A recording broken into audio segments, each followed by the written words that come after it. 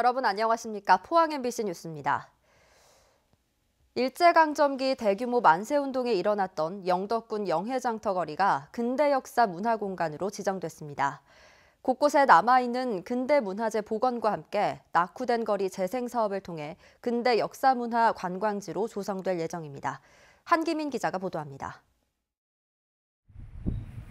일제강점기인 1935년에 건립된 영해금융조합 건물입니다.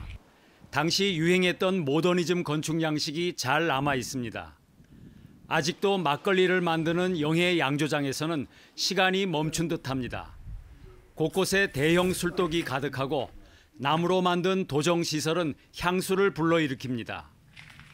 당시 사용했던 사무실 책상과 철제 금고도 잘 보존돼 있습니다.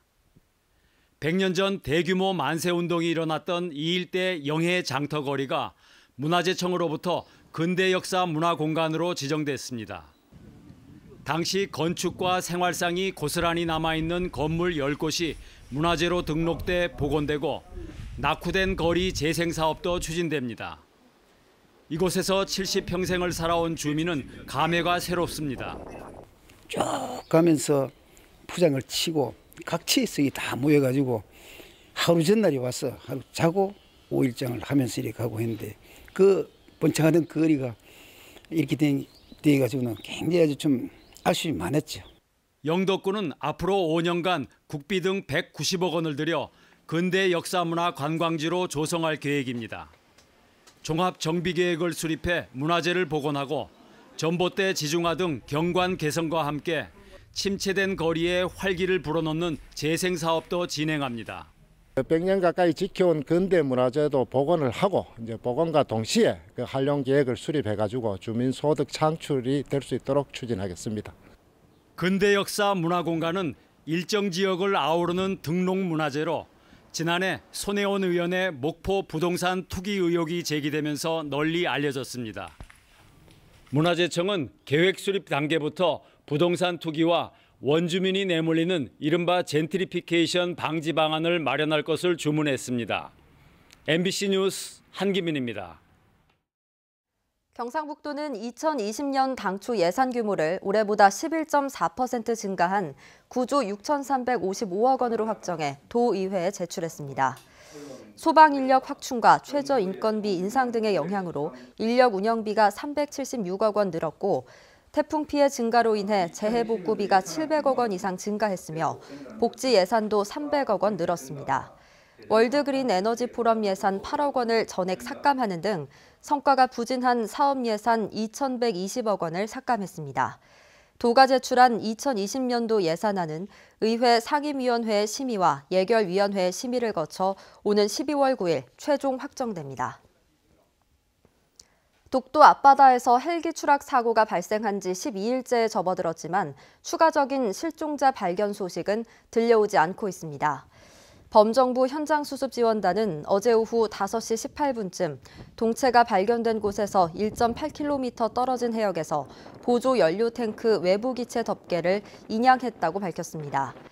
오늘은 함선 5척과 항공기 4대가 동원돼 해상 수색과 항공 수색을 이어가고 있으며 기상 악화로 수중 수색은 중단됐습니다. 지원단은 날씨가 나아지는 대로 수중 수색을 재개하겠다고 밝혔습니다.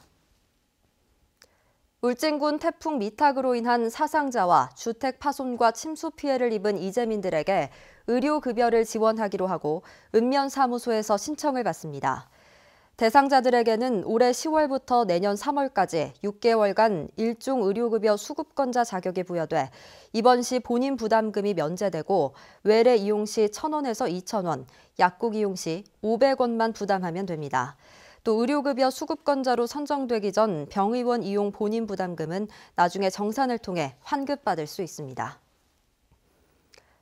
포항여성회는 오늘 포항시 남구의 미래 새마을금고 본점 정문 앞에서 성추행 혐의로 벌금 300만 원을 선고받은 A씨의 새마을금고 이사장 출마를 규탄하는 기자회견을 열었습니다. 회원들은 A씨가 임원에 당선되면 피해자는 2차 피해에 노출될 수밖에 없다며 A씨의 즉각적인 후보 사퇴를 촉구했습니다. 또 성추행 가해자가 이사장으로 복귀할 수 있는 새마을금고의 규정도 즉시 개정해야 한다고 강력히 주장했습니다. 최근 울진군 5급 공무원으로 승진 의결된 54살 A씨가 음주운전을 하다 경찰에 적발됐습니다. A씨는 지난 7일 밤 울진읍 도로에서 운전을 하다 울진경찰서의 음주 단속에 걸렸고 측정 결과 혈중 알코올 농도가 면허 정지 수준인 0.031%로 나왔습니다. 오는 14일 치러지는 대입 수능 시험을 앞두고 울릉도 수험생들이 포항에 도착해 시험 준비에 들어갔습니다. 울릉고등학교 3학년생 27명과 인솔교사 6명은 어제 여객선을 타고 포항에 도착해 동해면 청룡회관에서 숙식하며 막바지 시험 준비를 하고 있습니다. 울릉도에는 대입 수능 고사장이 없어서 수험생들이 기상 악화로 배편이 끊길 것에 대비해 미리 포항에 나와서 시험을 준비하는 불편을 겪어오고 있습니다. 이상으로 포항 MBC 뉴스를 마칩니다. 여러분 고맙습니다.